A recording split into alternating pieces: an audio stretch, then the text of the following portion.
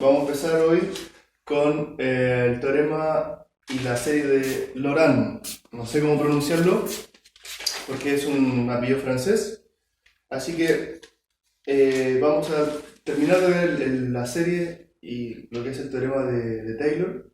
Y después vamos a una versión más general, que es la versión que vamos a ocupar más en realidad, que es el teorema de Laurent. ¿Okay? Entonces, habíamos visto el teorema de Taylor,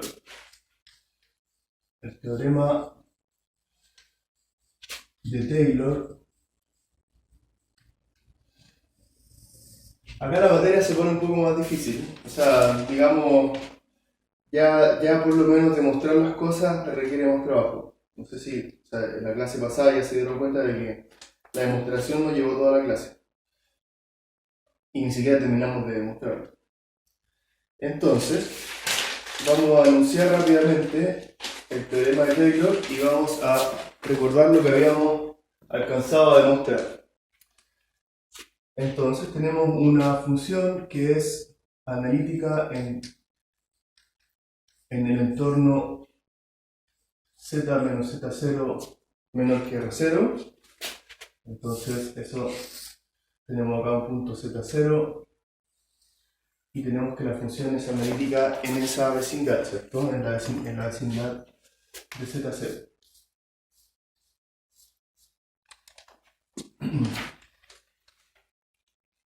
Entonces decíamos que la función admite un desarrollo en serie dado por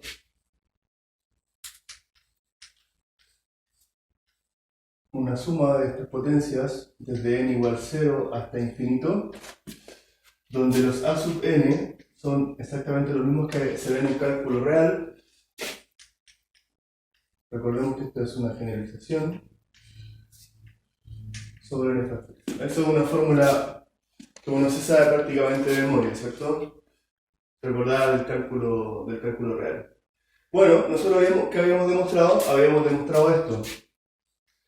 La clase pasada habíamos demostrado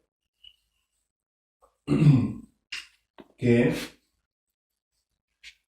f z, o sea, habíamos demostrado en el fondo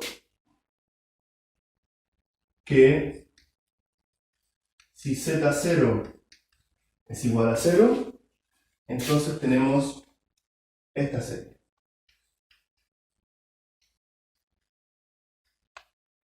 Con el a sub n acá, las derivadas, pero ahora evaluadas en 0. ¿Cierto? Eso ya lo demostramos. Entonces lo que nos falta es pasar a este caso general, ¿cierto? Es decir, que nosotros habíamos demostrado para el caso en que este círculo acá está centrado en el origen. Entonces, ahora vamos a demostrar el caso general para pasar directamente al teorema de Laurent. ¿Ok?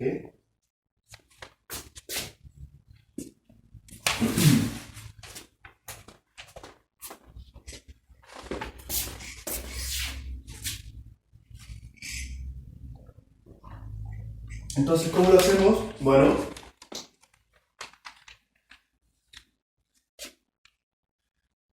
consideremos la función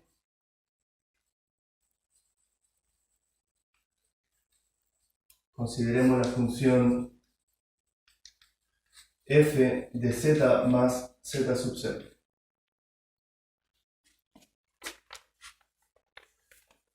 ¿Ok? Con esta misma hipótesis, esta es la hipótesis del teorema, es que la función es analítica en esa región, ¿cierto? Entonces, si la función es analítica en esta región, la función f de z más z sub 0 va a ser analítica en esta región de acá.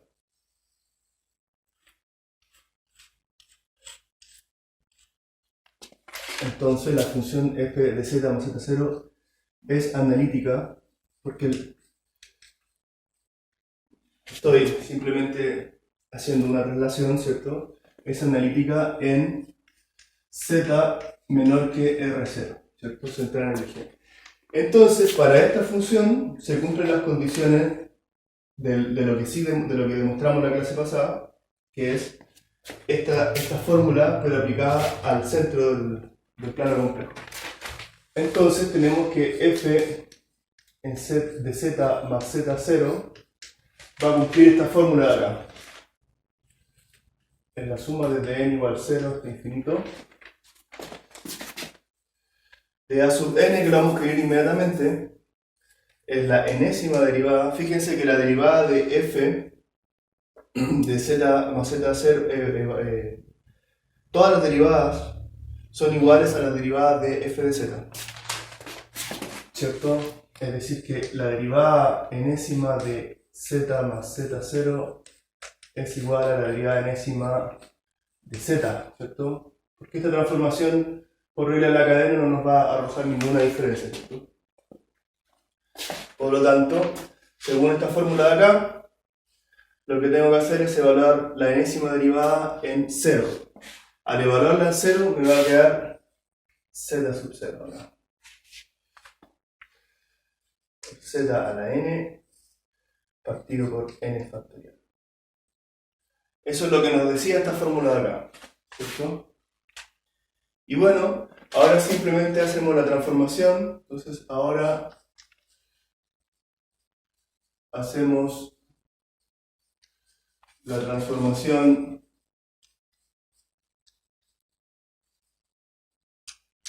de z a z menos z0, ¿cierto?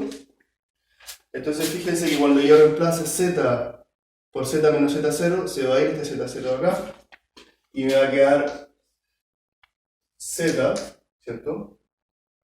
Me va a quedar simplemente z menos z0 más z0 es f de z, igual a la suma desde n igual 0 hasta infinito de la enésima derivada evaluada en z0. Esto no cambia porque es una constante, ¿no? Esto es un coeficiente de z, que esto sí cambia. Z menos z0 a la n, partido por n factorial. Entonces ahí sí nos queda el teorema de Taylor tal cual fue enunciado para una función que es analítica en torno a z0. Eso es lo que nos había quedado pendiente de la clase pasada. ¿Okay? Entonces ponemos las dos rayitas ahí que simbolizan que el teorema ya está demostrado. Entonces veamos ahora el teorema de Laurent, o también simplemente llamado la serie de Laurent. Teorema de Laurent. O sea, el teorema en realidad lo que nos dice es cómo es la serie, cómo se encuentra esta serie. Ya, este está también, como yo siempre les digo, cuando vemos algo importante, esto también es una de las cosas que uno debería recordar al final del curso. Está entre los teoremas más importantes del cálculo complejo, ¿cierto? Y es muy bonito también, es bastante elegante la formulación de este teorema. Hay algo que no mencioné, que a esta serie de acá, centrada en z0 igual a 0, se le suele llamar serie de Maclaurin. ¿Okay? O sea, esta es una serie de Taylor, pero cuando considero el caso particular de la serie centrada en 0, que es un caso bastante canónico que se ve con mucha frecuencia, ¿cierto? Sobre todo para funciones enteras que están definidas en todo el plano complejo, que son analíticas en todo el plano complejo. Entonces generalmente uno va a centrar una serie en 0, ¿cierto? Porque no tiene sentido centrar la serie en otro punto si la función es analítica en todas partes. Entonces a esta serie se le llama serie de Maclaurin.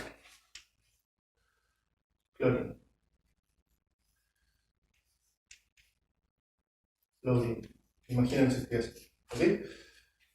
Entonces, cuando hablemos de la serie de Maclaurin, en realidad vamos a estar hablando de una serie de Taylor centrada en Z0 igual a 0. Ya, eso no lo había mencionado. Y lo otro que les digo es que no vamos a ver ejemplos de esto por el momento, porque vamos a esperar a tener el teorema de Laurent. Cuando tengamos el teorema de Laurent, ahí vamos a ver ejemplos que algunos van a tener esta representación y otros van a tener la otra representación. Pero prefiero que hagamos los dos teoremas inmediatamente, así después podemos, cada vez que veamos una fórmula, vamos a poder inmediatamente saber cuál es la serie que debería aplicarse, ¿no? O al menos tener una idea. Y ahora sí, vamos con el teorema de Laurent. El teorema de Laurent también tiene una hipótesis similar a esta, salvo que la función va a ser analítica en un disco. Es decir, acá le vamos a quitar una región donde la función no necesariamente va a ser analítica. Entonces sea, vamos a escribir un poco más pequeño, o quizás vamos a apretar un poco más la escritura para que nos alcance el teorema acá. Sea f de z analítica, una función analítica en el disco anular, se le llama así a este disco con un agujero, disco anular. Entonces lo vamos a dibujar inmediatamente. Acá tenemos Z0. Entonces vamos a tener dos radios a los que le llamamos R1 y R2. ¿Okay? Entonces esta función es analítica en la región intermedia, también llamada disco anular, centrado en Z0.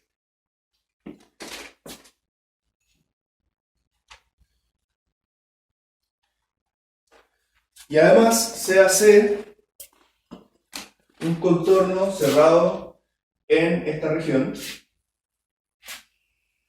un contorno cualquiera, orientado positivamente. El C no tiene ninguna particularidad, simplemente un contorno orientado positivamente en la región donde la función es analítica. ¿Okay? Cualquier consulta me dicen, porque siempre cuando uno tiene un teorema es importante entender bien la hipótesis del teorema. Entonces, bueno, acá vamos a poner R1 menor que Z menos Z0 y menor que R2. ¿Okay? Es el dicho matemáticamente, ¿qué es ese disco?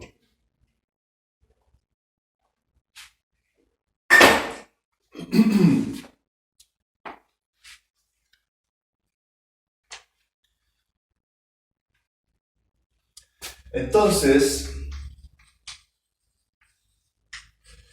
para todo punto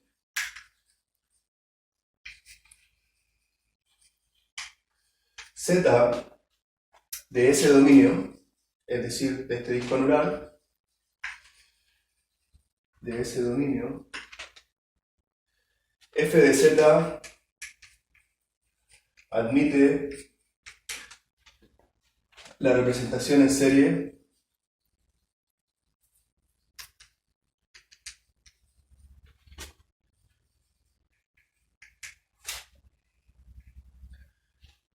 f de z igual a la serie desde n igual 0 hasta infinito a sub n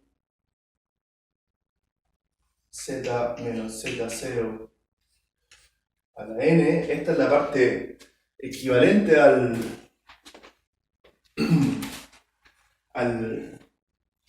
la serie de Taylor, más, ya que viene la parte que va a depender exclusivamente del hecho de que la función no es analítica en este disco interior, en esa región, desde n igual a 1 a infinito de b sub n, y acá vamos a tener algo que son las series, o sea, la serie de potencias negativas. B sub n z menos z0 elevado a n. Entonces, si se fijan acá, van a aparecer todos los casos de funciones que se anulan. Por ejemplo, el z0, que divergen, ¿cierto? Las funciones racionales, por ejemplo, voy a poder escribirlas como esta serie. Eso básicamente dice el teorema, pero además nos dice cuál es la forma que tienen estos coeficientes. Entonces, estos coeficientes nosotros ya en A sub n, para demostrar el teorema de Taylor, ya habíamos demostrado que se pueden entender y se pueden calcular explícitamente. Además de con las derivadas, se pueden calcular con su forma integral, ¿cierto? Ocupando la fórmula integral de Cauchy. Entonces, fíjense que A sub n, y esto ya lo vimos, esto ni siquiera necesitaríamos demostrarlo.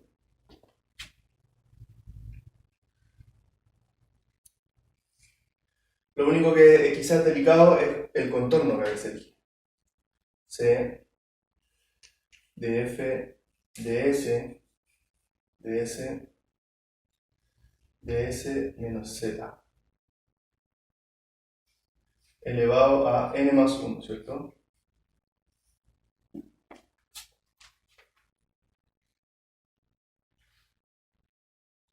Claro. Y el b sub n tiene una forma muy similar, pero va a cambiar simplemente acá el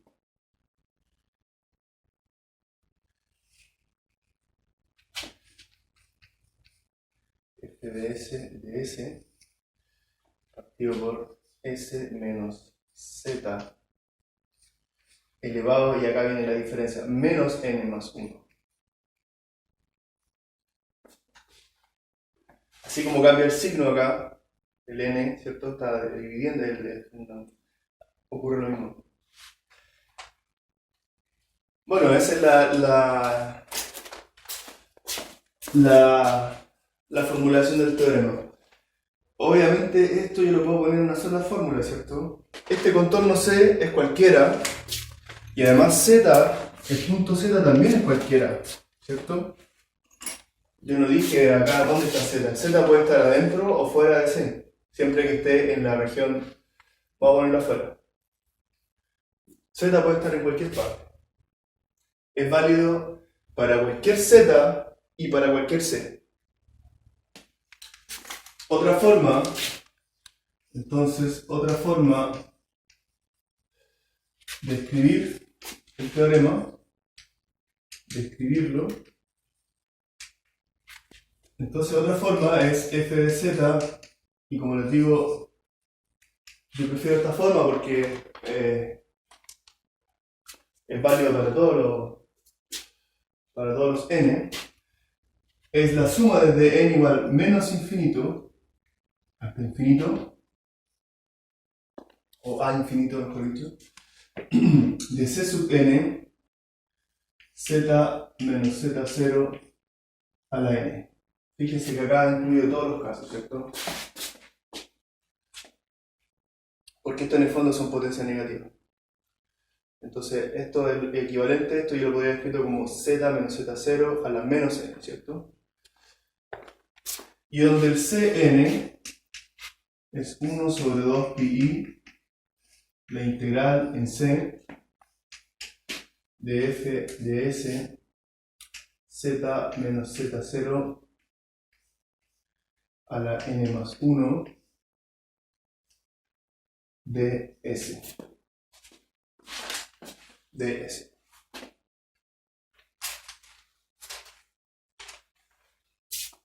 Y donde n acá, bueno, obviamente 0, más menos 1, más menos 2, etc.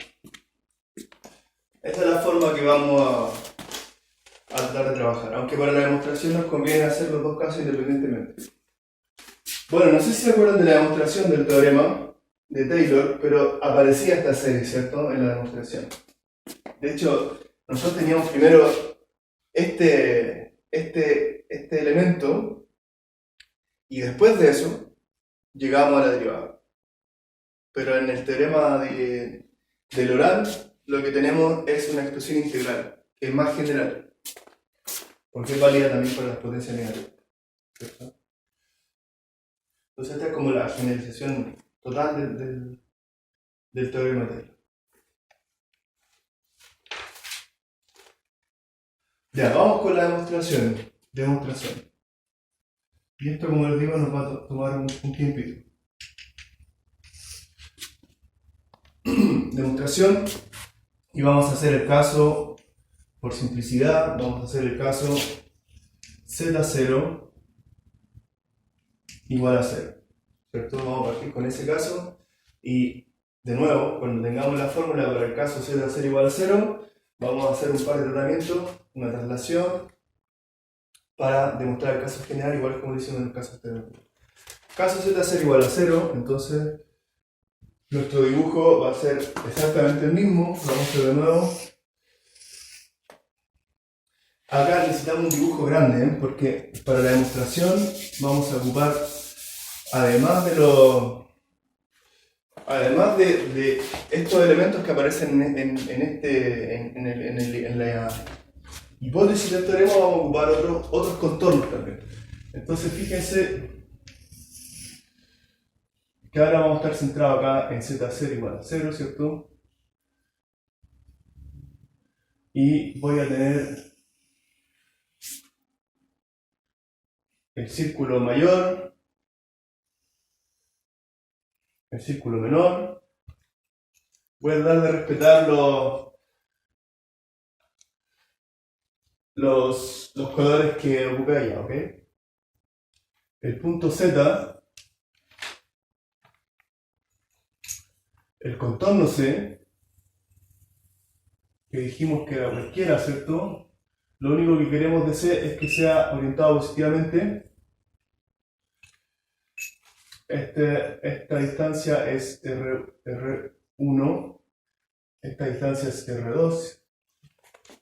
¿Y qué vamos a hacer ahora? Vamos a crear dos contornos suplementarios, si quieren artificiales, ¿cierto? Uno va a ser un contorno que va a estar por fuera del punto Z, y a este contorno le vamos a poner el nombre C1.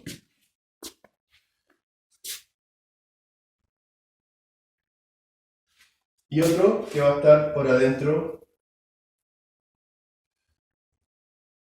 del punto Z. Ambos orientados positivamente. Y a ese contorno le vamos a llamar C2.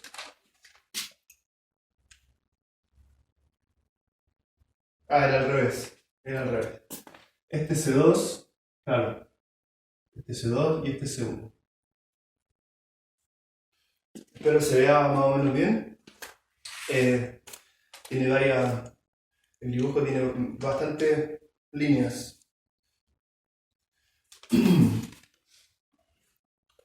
Ya, entonces toda esta demostración se basa en escribir el f de z mediante la fórmula integral de Cauchy, ocupando el contorno C1 y el contorno C2.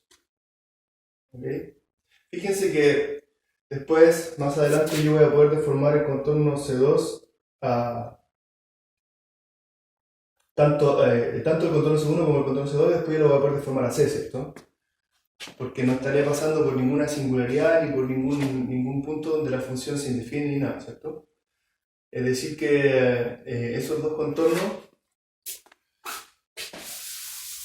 son deformables a C gracias al teorema de deformación de contornos. Ya, entonces, ¿cuál es el truco? Imagínense que tengo acá C1 y que tengo acá C2. y acá el punto Z, ¿no? El punto Z. Entonces fíjense que yo puedo construir un contorno al que le puedo llamar C', digamos. No le puse nombre. Que englobe al punto Z0, pero que pase por ambos contornos. Es decir, lo vamos a encerrar este punto perdón, no Z0, lo vamos a encerrar con un contorno orientado positivamente que va a seguir al C2, después va a seguir al C1 y se va a cerrar, ¿cierto? Entonces a este contorno le va a poner C'. Fíjese que C' va en sentido opuesto a C2 y después va en el mismo sentido de C1. En esta región la función es analítica. Por lo tanto, por la fórmula integral de Cauchy, por la fórmula integral de Cauchy, yo puedo escribir el f de z en función del contorno C', ¿cierto? No la fórmula generalizada, sino la fórmula en su versión más simple. F de z es igual a 1 sobre 2pi, la integral sobre el contorno C'. El contorno C', a pesar de que parece complicado, es un contorno orientado positivamente y además es un contorno simple, ¿cierto? En el fondo es un círculo en torno a C.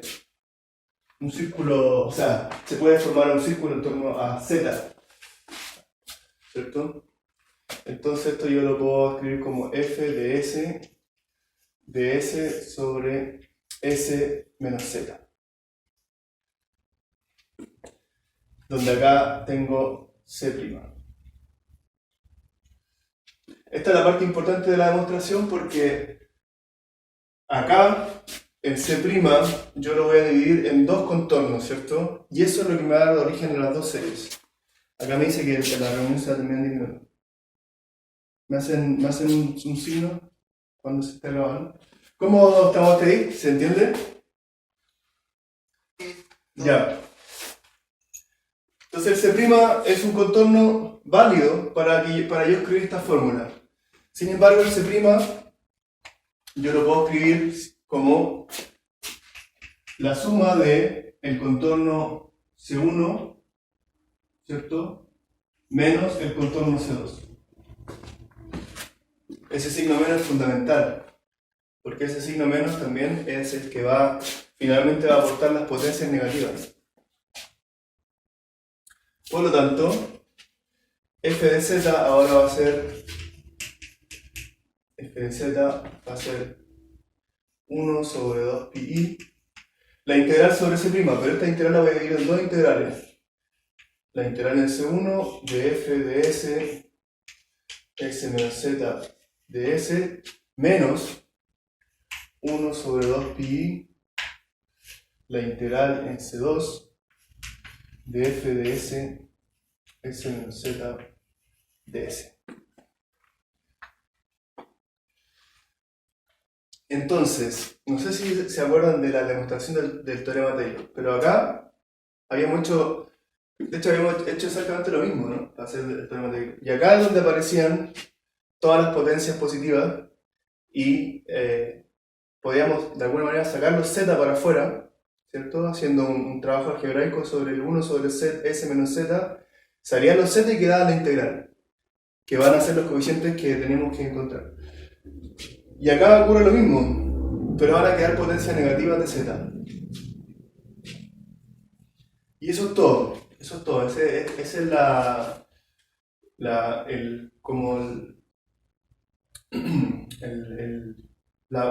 clave de la demostración del teorema. Esto nos va a dar origen a un resto.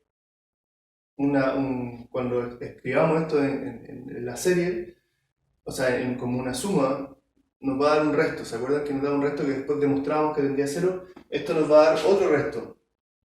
Ambos de esos restos tienden a 0. Entonces, vamos a ocupar que 1 sobre z, vamos a ocupar la fórmula que dice que 1 sobre 1 menos c, no sé si c sea una buena constante acá, pongámosle alfa, es igual a 1 más alfa al cuadrado, hasta llegar a alfa a la n menos 1, ¿cierto? Esto es arbitrario en todo caso. Partido más el último término que es alfa sobre n, alfa a la n partido por 1 menos alfa, ¿cierto? Es una fórmula que habíamos visto la clase pasada. Fíjense que si yo factorizo acá por z, por s, en el primer caso, vamos a integrar en segundo, ¿ya? 1 sobre 2 pi la integral en C1 de f de s z de s. Entonces vamos a factorizar acá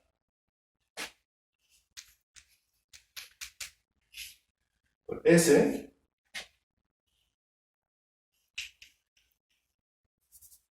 f de s y me queda 1 menos z sobre s. Esto es lo que yo voy a expandir, ¿cierto?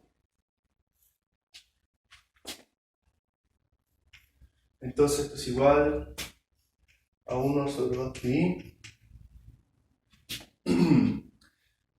Me voy a quedar un poquito corto pizarra. Así que vamos a hacer acá abajo. Esta es la primera integral, ¿ok? Podríamos ponerle nombre a esto. Llamémosle a esto I1. Y a esta de acá, con su signo, el signo importante, la vamos a llamar I2. ¿Ok? Entonces acá este es el I1. Esto ni siquiera deberíamos escribirlo porque esto lo hicimos en la clase pasada, pero lo vamos a escribir para que quede la demostración más o menos completa. ¿Ok? Entonces esto es igual a 1 sobre 2 pi i.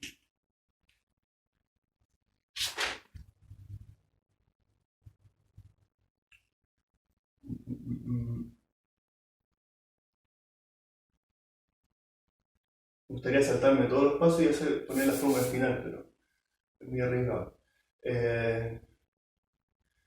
Ya, entonces esto va a quedar igual. Esta parte va a quedar igual, pero este 1 menos z sobre s lo voy a escribir de esta manera.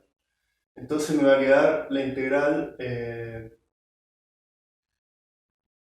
Sí, escribámoslo, hagamos un paso de s sobre s.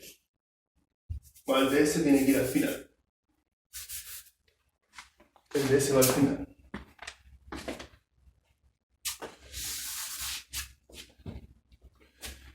Entonces, esto es 1, esto de acá, más z sobre s hasta llegar a z sobre s a la n menos 1 más z sobre s, esto va a ser lo que va a ser el resto, ¿no?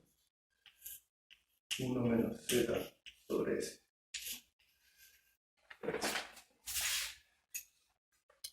Entonces acá van a ir saliendo estos z, ¿cierto? Estos z salen de la integral y me van a quedar estos coeficientes de acá. Obviamente no vamos a ver z0 porque z0 es 0 por el momento. Hagámoslo. Entonces, I1 igual. Entonces, vamos a ir sacando inmediatamente los z, ¿cierto? El primero no tiene z. El primero no tiene ningún z, así que queda solamente el 1 sobre 2 pi i, la integral en C1, todo esto está en C1, de f de s de s, de s lo puse abajo, nada que ver, sobre s, y el de s acá, más el segundo término que sí tiene z, por 1 sobre 2 pi i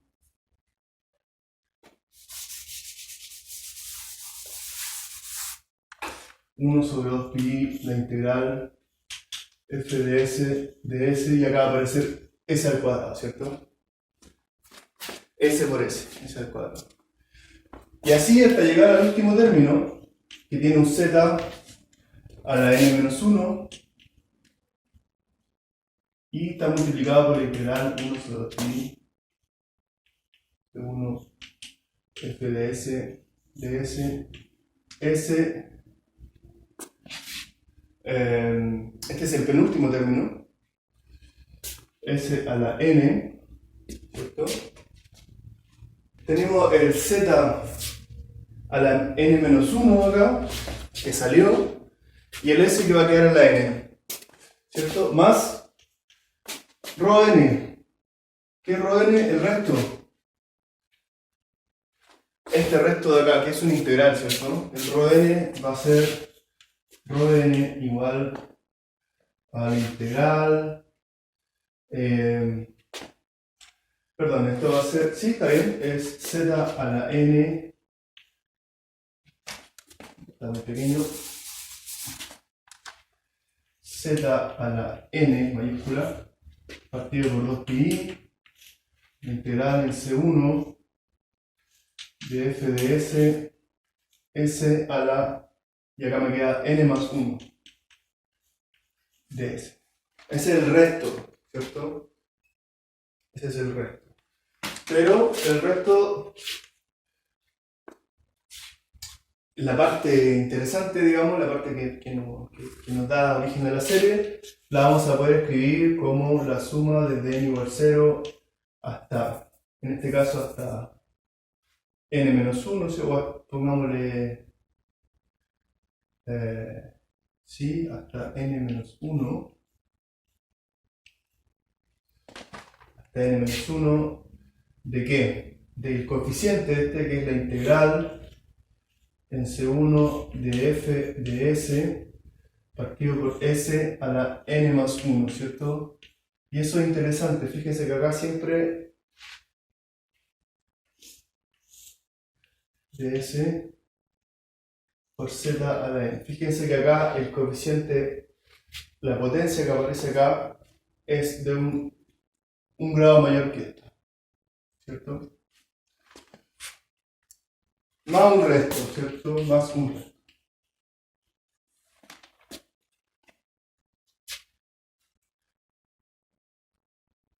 Entonces fíjense que prácticamente esta parte está lista. Este es el teorema de Taylor, ¿cierto? Esto es lo que vimos en la clase pasada. La parte con potencia negativa lo vamos a hacer de la misma manera, pero lo que va a ser fundamental acá va a ser el signo menos acá. Porque este signo nos va a invertir acá, esta dependencia va a cambiar acá. Por lo tanto, cuando yo factorice, esta vez voy a factorizar por z. Y todos los z van a aparecer abajo. ¿Ok? Entonces, cuando yo saque de la integral los z, van a ser potencias negativas. Hagámoslo explícitamente para que no quede en el aire. Entonces, vamos con el I2 entonces.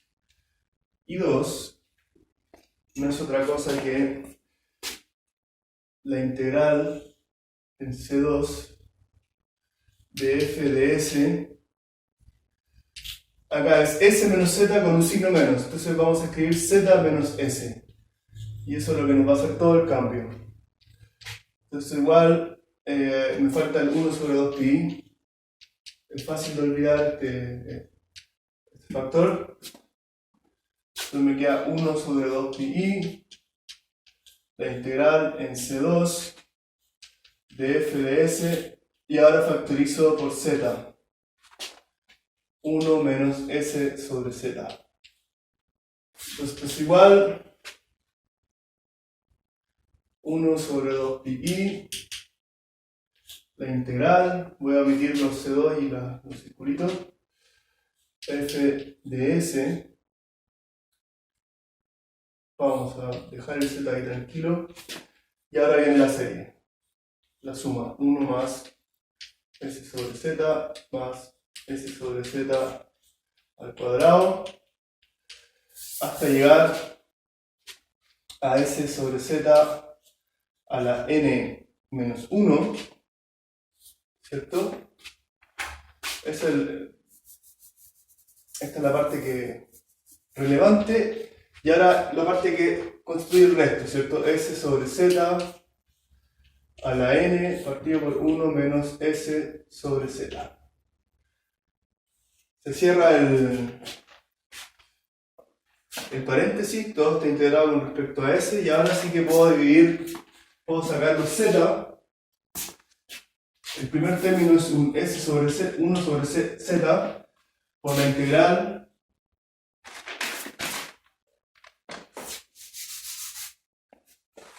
por la integral 1 sobre 2 pi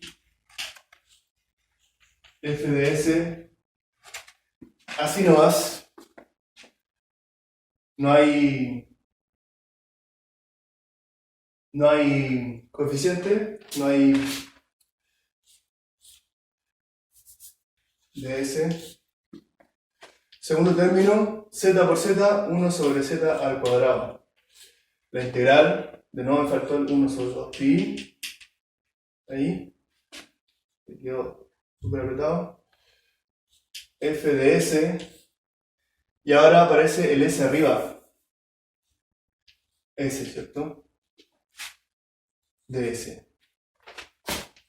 Hasta llegar al penúltimo término, que tiene z por z a la menos 1, es decir, 1 sobre z a la n,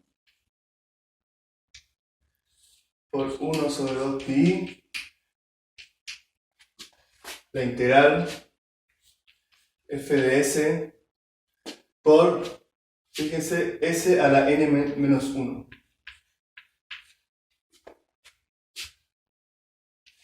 Más un resto que le llamamos sigma n, que es lo que está acá. Después lo vamos a escribir. Entonces, si yo escribo esto, me queda la suma desde n, ahora no parte desde n igual 0, parte desde n igual 1 hasta n menos 1, 1 menos 1, n menos 1, 1 sobre z a la n, por esta integral, que va a ser el coeficiente, ¿cierto? C2, 1 sobre 2 pi i de f de S por S n más 1.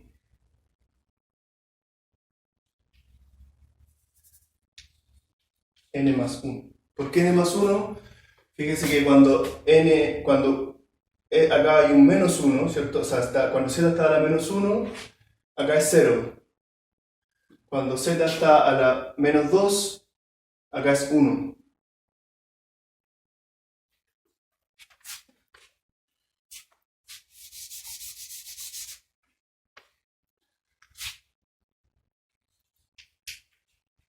Acá hay varias formas de escribirlo, ¿no? Podría haberlo escrito con n es negativo acá, pero lo estoy usando en positivo, por eso que aparece acá abajo. Perdón, acá, claro, acá es n menos 1. N menos 1. Claro, cuando esto vale 1, acá vale 0. Cuando esto vale 2, acá vale 1. Exactamente. Hasta llegar al n menos 1, esta va hasta n entonces. Si va hasta n, claro, ahí sí. Llega hasta n esa serie. Más sigma n.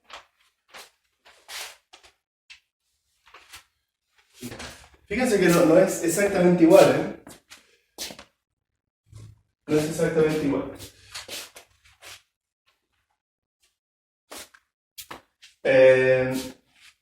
Obviamente en el límite, si esto llega hasta n o hasta n menos 1, no va a cambiar nada, ¿cierto?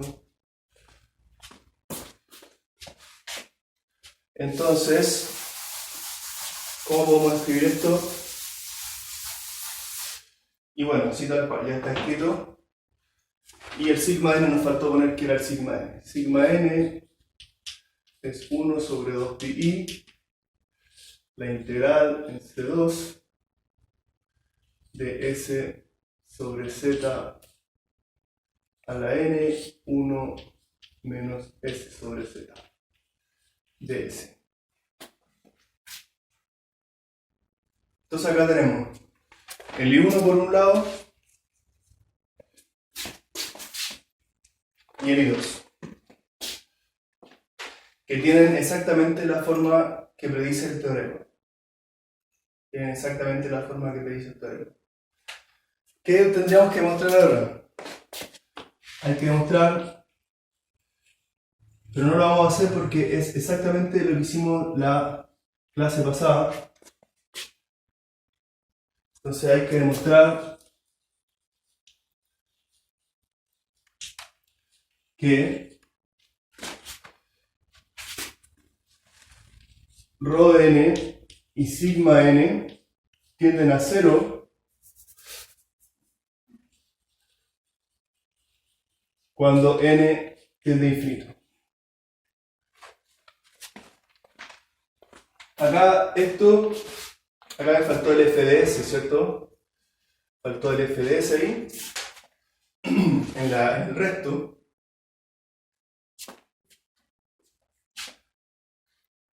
Fíjense, Z va a salir un Z a la n de acá, ¿cierto? Si lo quisiéramos escribir como este de acá, el Z a la n estaría abajo.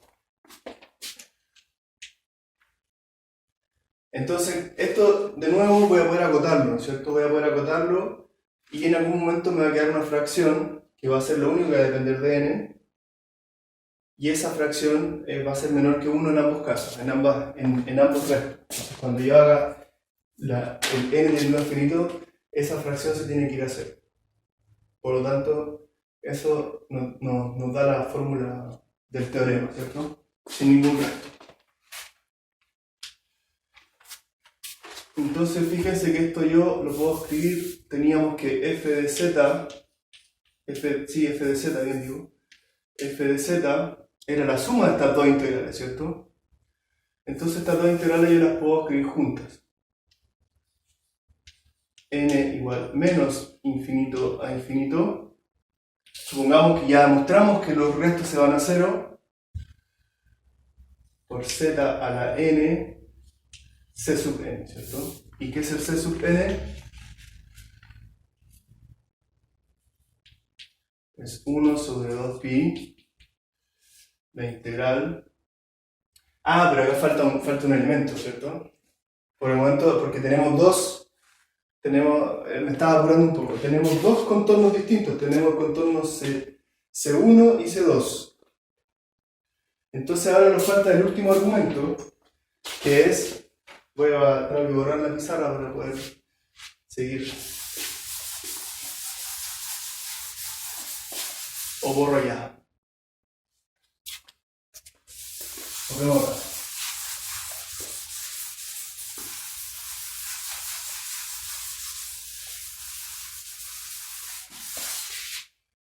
Dejemos acá, hasta por acá. Entonces, habíamos hecho en azul, ¿cierto? El contorno C. Y teníamos en rojo un contorno acá, que el de adentro era C1, ¿cierto? Y el de afuera era C2.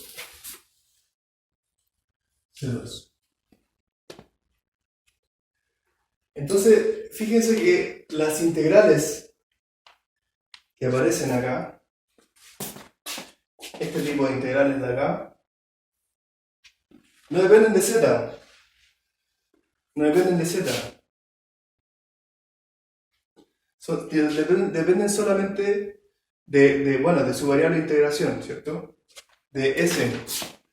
Por lo tanto, yo no tengo ningún problema en deformar este contorno, el C2 al C y el C1 al C. ¿Cierto? Son dos contornos perfectamente deformables, porque no paso por ninguna singularidad de la función f de S. Es decir, que tengo que la integral en C1, que me aparece acá, de f de s a la n más 1 de s, es igual a la integral en C de f de s a la n más 1. Para todo n. Y de la misma manera, para la integral es de I2, ¿cierto? De la suma de I2. Este C2 yo lo puedo deformar a C sin ningún problema, sin pasar por ninguna singularidad.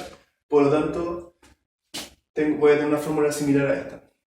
Entonces ahora sí, yo puedo escribir todo esto simplemente ocupando el contorno C. Entonces escribamos la fórmula final del teorema, que de todas maneras está siempre para el caso z0 igual a 0, ¿cierto? No es el caso general por el momento.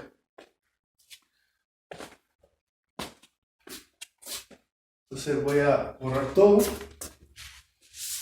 y vamos a escribir lo que llevamos hasta el momento. Esto yo se lo dejaría acá de tarea. No es difícil, pero es un buen ejercicio para acordarse del teorema ML y para acotar ciertas cosas y ver qué pasa en el límite, ¿cierto? Ya lo hicimos para el caso sigma n tendiendo a, rho n, cuando n tiende a infinito, ya demostramos la clase pasada de que era 0, ¿cierto? Ahora faltaría el caso sigma n. Es completamente análogo. Entonces, f de z es la suma desde n menos infinito a infinito de c sub n por z a la n, ¿cierto? Donde el cn acabamos de demostrar que es 1 sobre 2 pi i, la integral sobre c, por el argumento que acabamos de dar, ¿cierto?